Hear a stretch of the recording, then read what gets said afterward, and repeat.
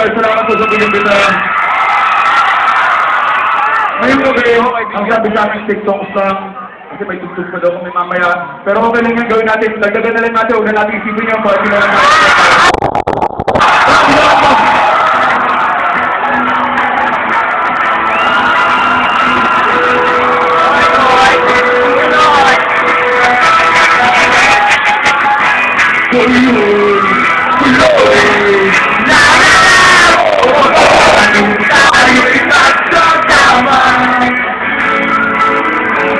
Oh yeah, oy oy, tuloy, naalala mo ka ba ang iyong mga sinabi nung ako'y may problema?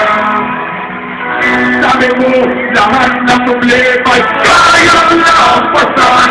Pare, basta tayo'y magsasama.